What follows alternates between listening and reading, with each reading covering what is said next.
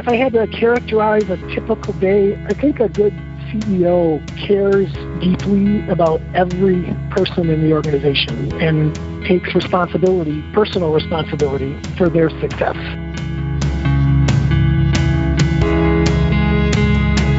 Hello, everyone. Welcome to Life in Accounting, a podcast production of WhereAccountants.com. I'm Mark Goldman, a CPA, and your host for this podcast. We are a show that's all about accounting careers, what it takes to start your career, what it takes to build your career, and specifically all the different career paths that are available to you with a background or education in accounting. Our guest for this week is Jim Wallace, the CEO of BPM, a top 50 national accounting firm. Jim was referred to us by one of our former guests, and I knew we were going to get a tremendous amount of insight into career success, but I got much more than I anticipated, actually. In addition to getting the story of how he progressed through his career, we also got some valuable insight on diversity and inclusion.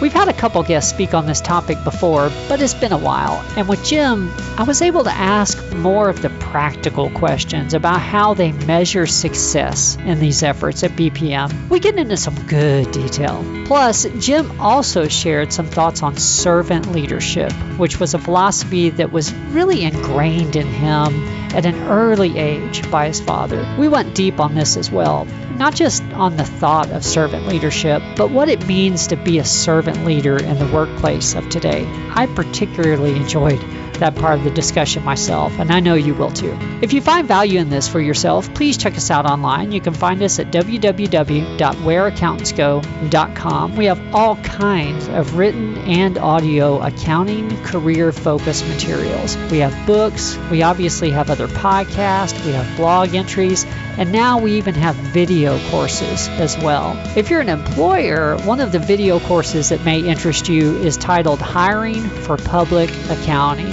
As employers, we all know that hiring for public accounting is a little different than hiring for accounting positions in industry. And we walk you through some of the nuances of hiring specifically for small and medium-sized accounting firms. Once again, you can find that under courses at whereaccountantsgo.com. It's titled Hiring for Public Accounting. Well, with that, let's go ahead and get started with our guest for this week. Here's Jim Wallace. Well, hello, Jim. Welcome to the show. Well, Mark, thank you for having me. No problem. Well, for the audience, Jim Wallace, the CEO of BPM, a top 50 national CPA firm, and actually one of the largest California-based firms, is on the line with us today. And as an aside, this is just another example of the importance of networking. He was referred to us by one of our guests, who was referred by another guest, and I think there might even be another connection there in the middle somewhere. So you never know where a referral is going to lead. And in this case, it's giving us the opportunity to speak with Jim. I know we're going to learn a lot. Like I mentioned, Jim is the CEO of BPM, but he's also highly involved in diversity and inclusion initiatives. And of course, we're also going to get into some career success discussions as well. This episode's really going to be a valuable one for everybody. Well, Jim, before we get into all that, I think it's important for the audience to know where you are and how you got to where you are today. What initially led you to pursue accounting as a possible career in the first place? Mark, I chose accounting for a very unusual reason. I was looking for a career that I thought would support being a good father. And so I tell my kids, pick something that you love because you do it all the time, and it's going to be, you're going to spend most of your waking hours working. And they say to me, so you always wanted to be a CPA? And I say, no, I always wanted to be a dad. And I tried to pick a career that I thought would allow me flexibility to be with my children and would allow me to provide living that would support my family. And so it was that choice that led me to public accounting. I was a dual major, a business major, and an accounting major, and I always assumed I would pursue the business end, but when it came time to do it, the accounting end seemed like one that better fit my goals about having a family. Interesting. So you wanted to be a good father, and accounting was the way to go about that. So it seemed to a 21-year-old at the time, yes. Yes. like I knew anything then, right? We talk about flexibility a lot on this show, but usually it's more about present day than it is, back then when people were choosing their career. So thank you for mentioning that. Definitely. So what was the beginning of your career like? I mean, did you do a typical part-time job or internship in accounting and get started that way, or how did you get that first job? So no, actually I did my internship, and as I said, I was a double major, business administration and accounting, and I did my internship, the business administration side. So I did not have any previous accounting experience. My father, which you'll likely hear me mention often throughout this conversation, was a CEO of a publicly traded company. And so I grew up in a household with an executive, eventually CEO. And so there was constantly words of wisdom shared about leadership style and how to be successful.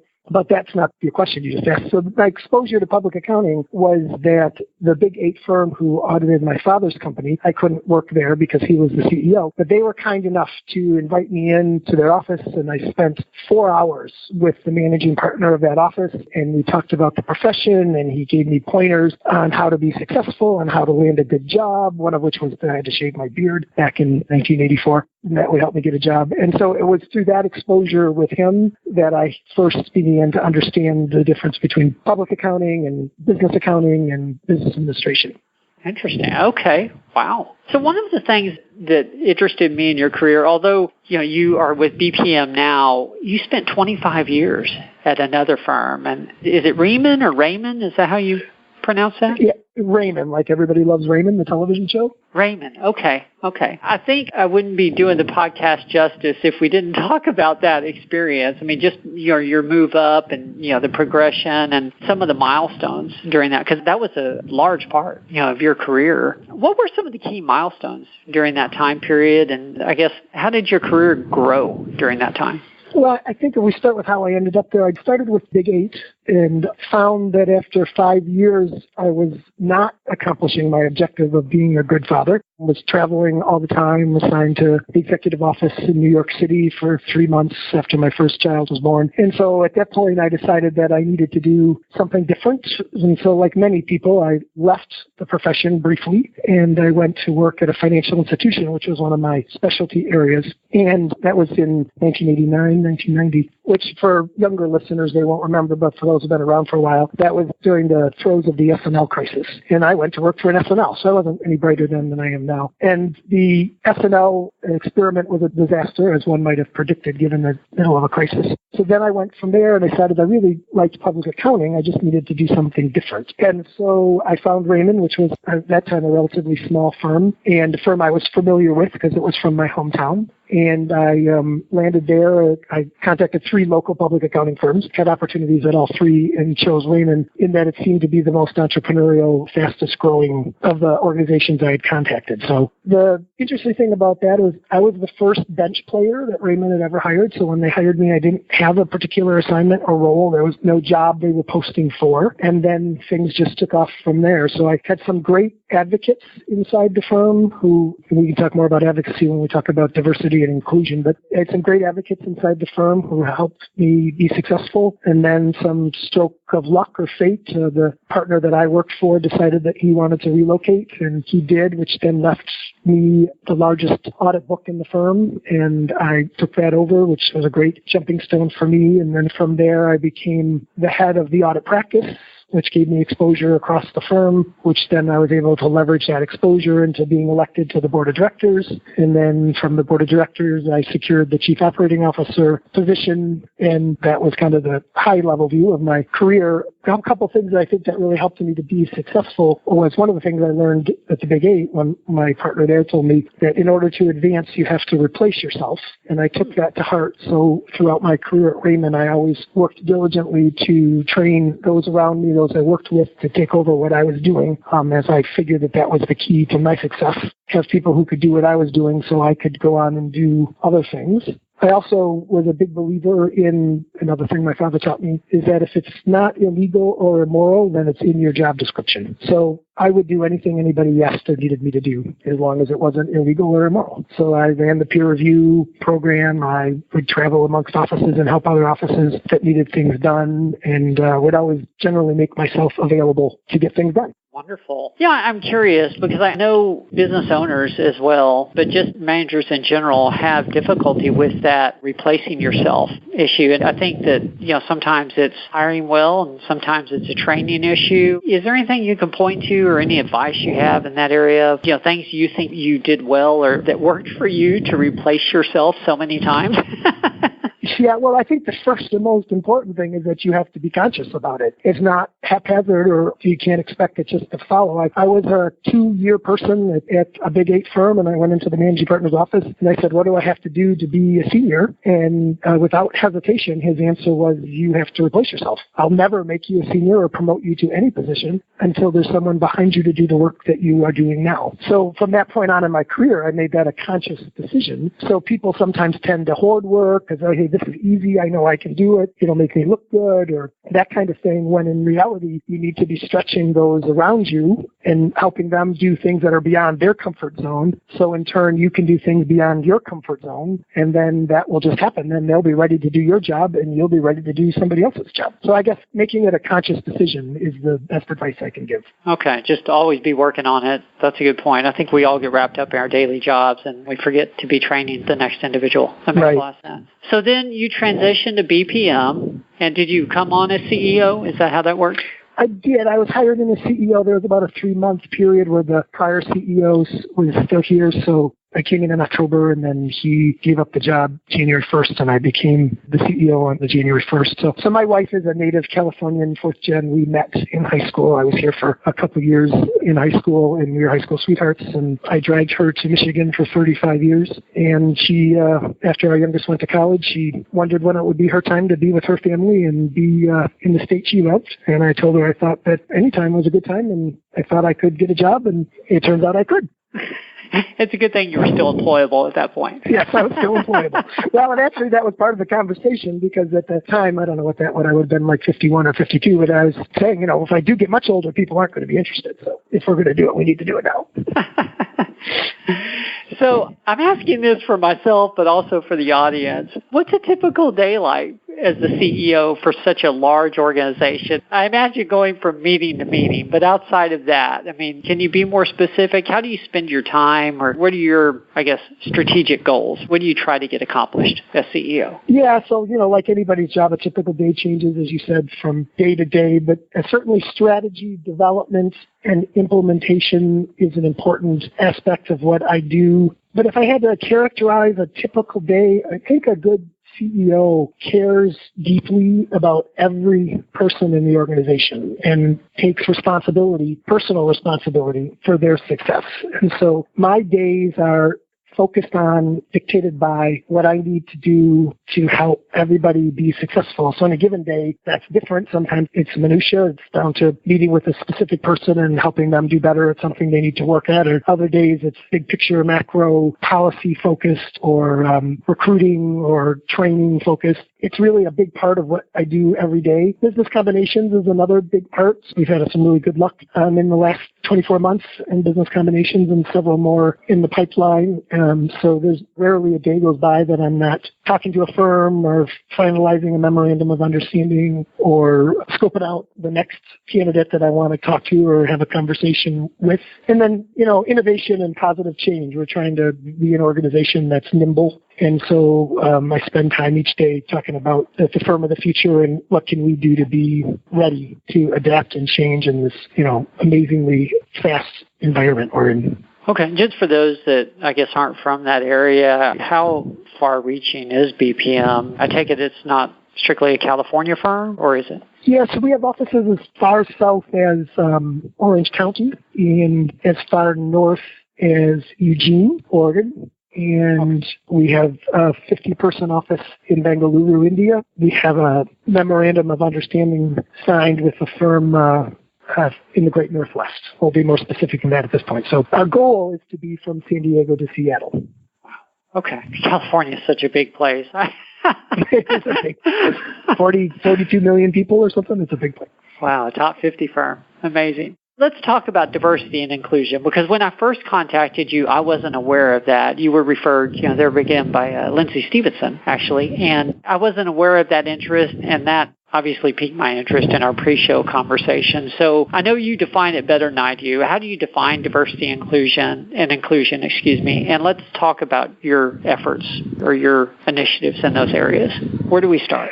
Well, I always start with acknowledging that, at least for the last 4 years, I've been in California, which means I have California advantage in the diversity and inclusion marketplace. I mean, we are a very diverse and inclusive state. And so when I chat with people from the Midwest or the East, I always want to acknowledge that I understand that we have a huge advantage right out of the gate in terms of our ability to recruit and retain a diverse group. So I want to start with that, because I think it would be unfair to compare our success with the success of others who don't have the same population to draw from. So with that kind of as a background, diversity is much more than religion or race or those kinds of things. It's really about diversity of thought and diversity of opinion. And so we look at diversity in a much broader sense than maybe some of the typical kind of way that people talk about or think about diversity. In inclusion, when we talk about inclusion, we think about that in terms of making people feel safe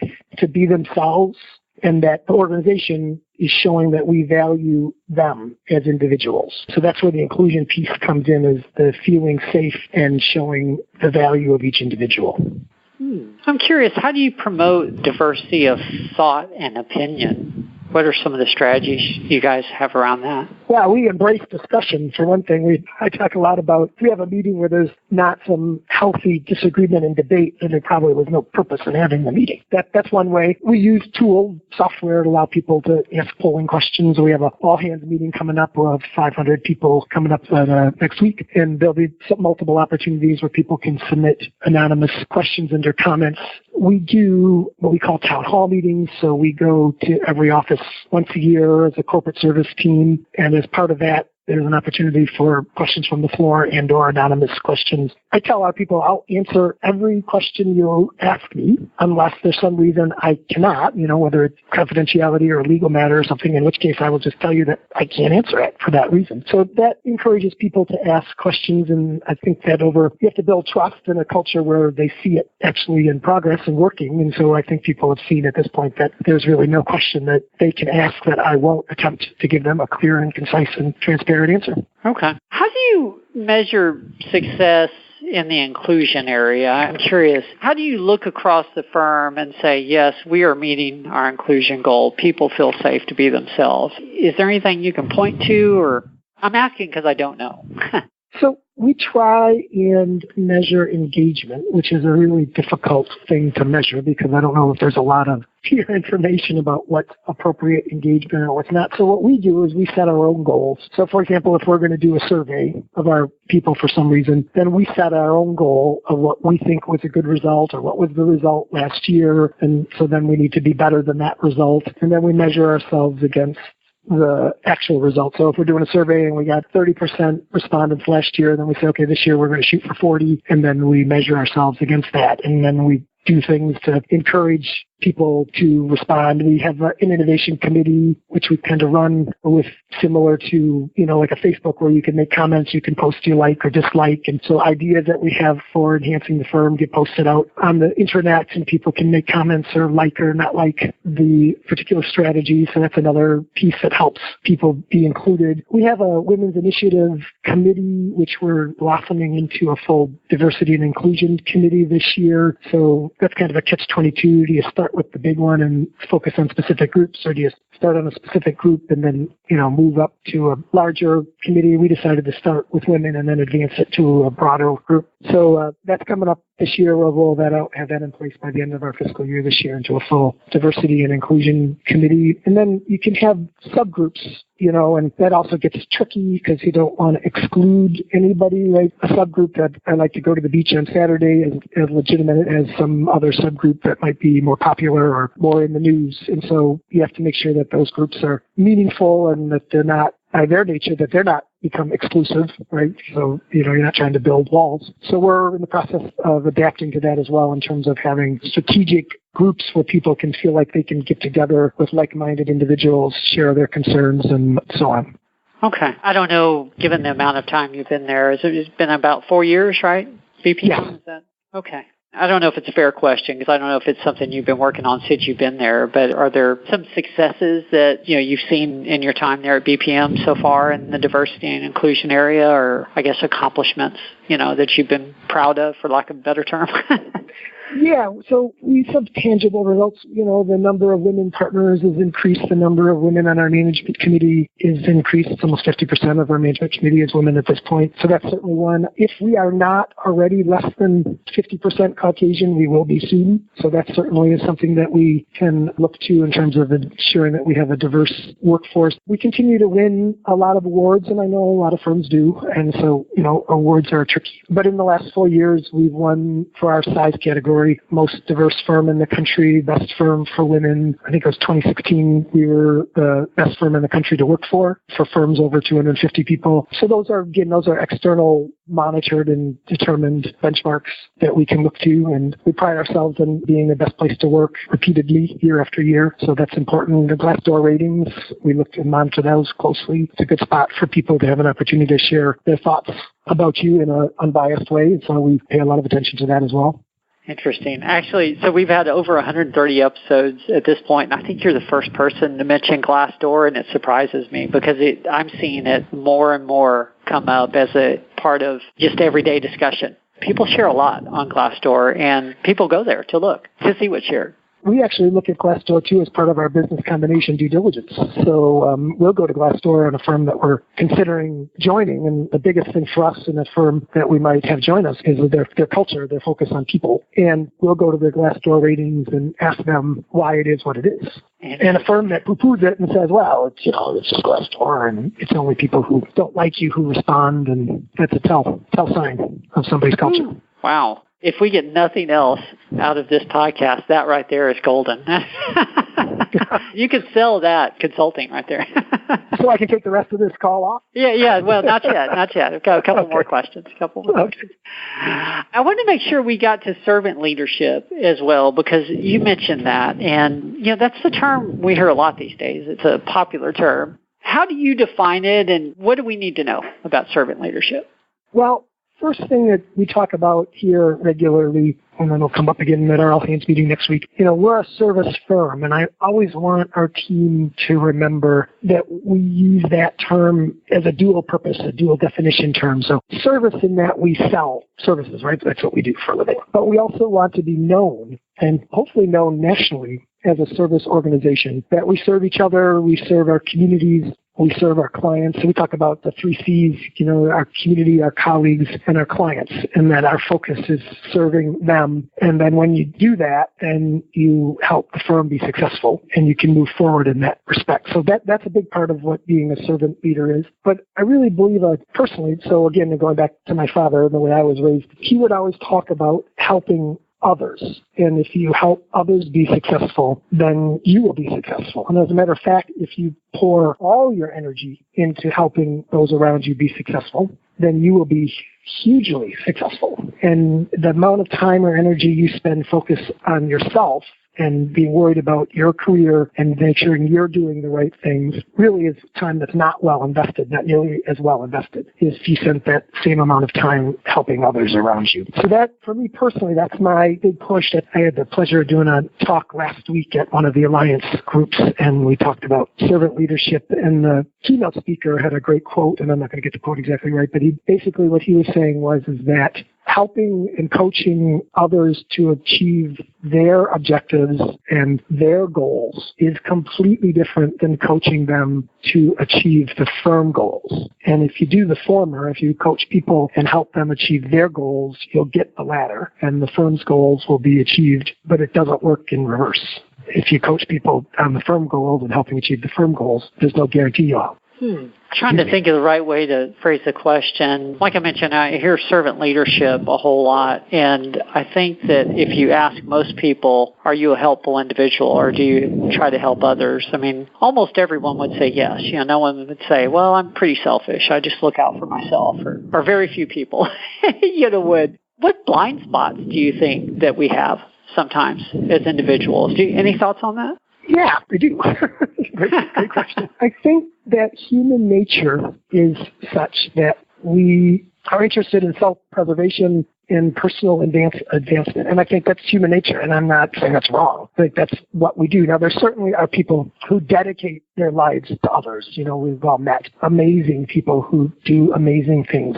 I think the majority of us, I believe the majority of us, just our human nature, I want to be able to take care of my kids a little better, or maybe I want to give more money to charity, or maybe I want a little bigger house, whatever that is. And so I think the blind spot is to think that those human goals somehow conflict with helping and serving others. I believe that they go hand in hand. I believe that the best way to advance and meet our human desires of advancement or self-preservation is to help others be successful. And that's the blind spot, that there's somehow that those two things conflict. I don't believe they do. I believe that one is essential to the other. Interesting. Thank you. That is a very good viewpoint. If we're constantly trying to help others to our own detriment, well, then eventually we won't be around to help others. You can take that too far. Definitely. Yeah, and I don't think that as imperfect humans, I don't believe that we should necessarily aspire. I don't know that that's an aspiration that we can achieve, that we're going to be this perfect individual who dedicates their lives to others, but I don't think we have to be in order to be really focused on helping others be successful. I think you can do both.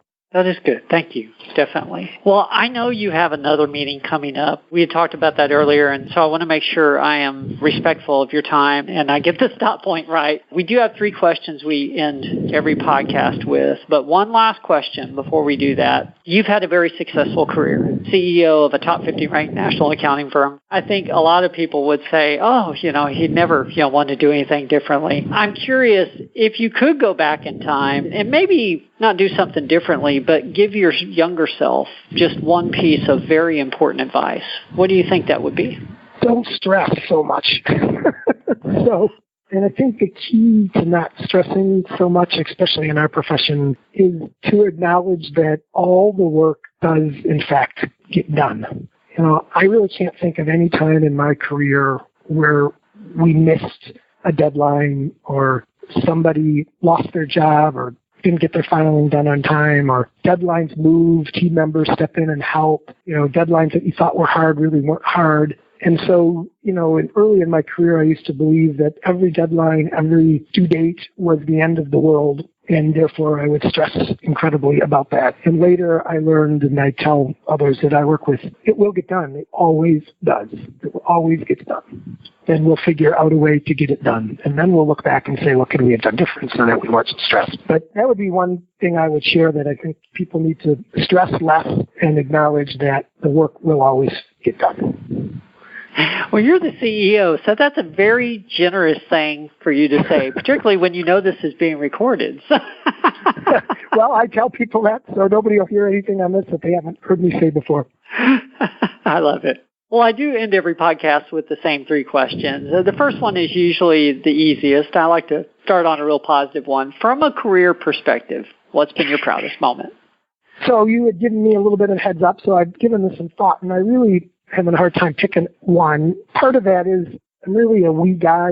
I don't think anybody is successful because of something they did on their own. But I will share then a couple, if you don't mind. I'll give you more than one. I won't give you too many. But one is that, and this isn't a career moment, but I met my wife when she was 15 and I was 16. And we've been married for 35 years, and I'm still madly in love with her. I'm very proud of that.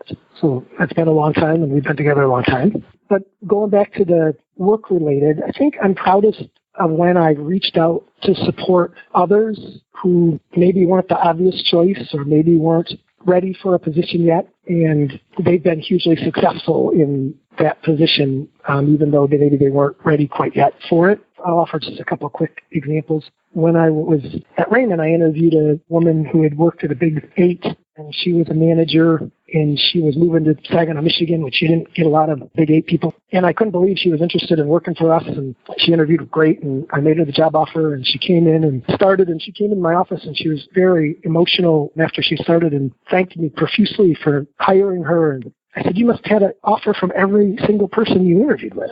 And she said, did you not notice I was 8 months pregnant? She said, no one offered me a job. They told me to come back after I had the baby, or they just kind of ushered me out of the office, but nobody was interested in hiring somebody who was going to go on maternity leave in 8 weeks. And I never even occurred to me, right? Never even occurred to me that that was a factor. But she was very successful at Raymond. She went on to be very successful in the corporate world. She's still a close friend of mine. So that would just be one example. Another one, which is more in the diversity inclusion area, we had searching for an HR director, and we interviewed a bunch of people outside of the organization and weren't really particularly happy with any of them. And we had a 20-something person inside the organization who was outstanding. So decided to offer her the position, and she was incredibly hesitant and didn't think she was qualified and wasn't ready. And I called her up on a Sunday night. So this is an unofficial weekend call. I'm telling you that tomorrow I'm going to call you, tomorrow morning, 8 o'clock, I'm going to call you Monday morning, and I'm going to ask you for an answer, and you're going to say yes, because you totally can do this job, and you're going to support team around you, and I will make sure you do not fail. And she's now a partner at that firm.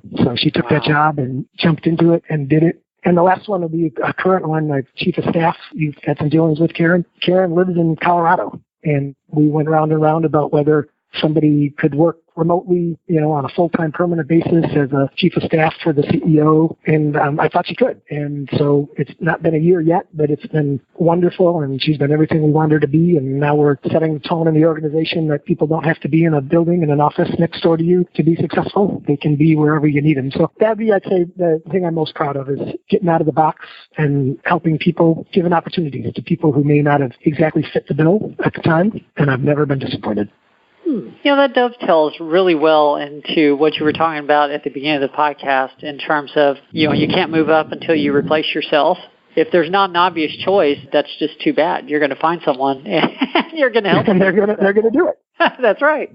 I love it. Thank you for the supporting stories. Yeah, that makes it more meaningful, definitely. Well, you knew this question was coming too, so I'm really curious what you have for us. Tell us about a mistake you made and what you learned from it. And obviously, the bigger, the better. Well, this is a pretty big one. In terms of what I learned from it, we'll have to see how that plays out. So back in 2008, we had done a bunch of work about geographic diversification. And we went through a bunch of different states and looked at population growth and demographics. And we had narrowed it down to Florida and Texas. And I, along with some others, but I was a key player in that decision, I chose Florida.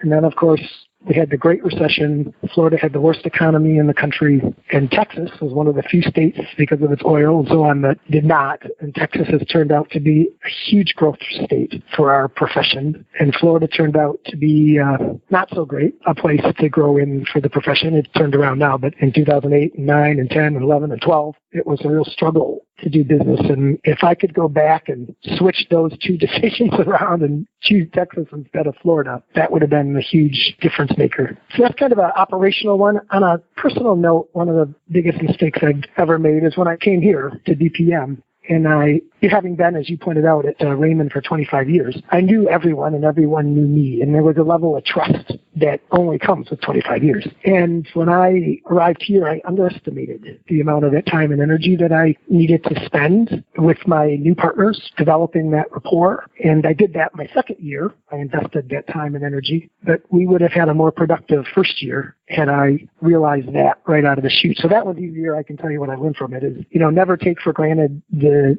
time and energy it takes to build trust and rapport with people, and overdo that if you need to make sure it's in place, because you'll have a lot more success. Thank you. Those are big ones and with important lessons. It's very generous of you to share those on the program. Thank you very much. Well, last question, and then we'll go ahead and start to wrap it up. What's the best piece of advice that you have ever received?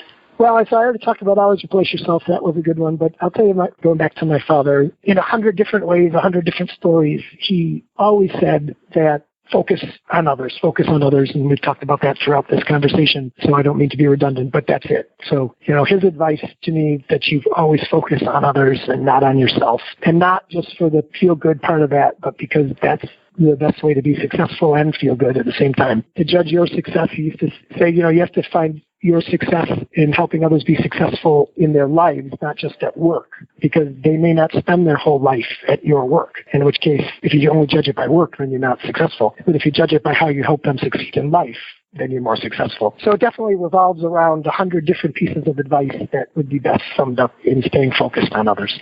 Well, I would have been surprised if we wouldn't have come back around to your father, actually, for the closing comments. And then the last one, as I also learned from my father, is your spouse is always right. So in my case, that's my wife, but they're always right. And the sooner you both accept that, the sooner you both will be happy. I heard you were a smart man. I'm a big believer in that one, too. That's a whole other podcast as to how you maybe learned that the hard way or something. But we'll leave that for another conversation. Well, beautiful. That really is great to end this on. Well, for the audience, this has been Life in Accounting. We are a podcast production of WhereAccountants.com. If you haven't visited the website, please do so. We're going to have the show notes for Jim's episode. Plus, we always try to suggest a couple other episodes that are related that you may be interested in as well. And, of course, we have an extraordinary amount of accounting career-related tips and advice there also. That website is www.whereaccountantsgo.com. On that note, Jim, I always like to leave my guests the final thoughts for the podcast. So is there anything that you'd like to share with the audience or any item you'd like to leave them with? Well, sort of being a certified public accountant, I worked in the public side, so that's the part I can speak to. People should get into this business for maybe a different reason than they thought about or they may perceive the profession. If you really want to impact the lives of others, whether it's your colleagues, your community, or your clients, and you want a job where you can have the flexibility to be a good parent, those are not things that I think we get a lot of credit for in our profession, but it is a great profession for influencing others, and it's a great profession for raising your children. Beautiful. Great point. Well, thank you to the audience as well for joining us. We will see everyone next week. There's more to come.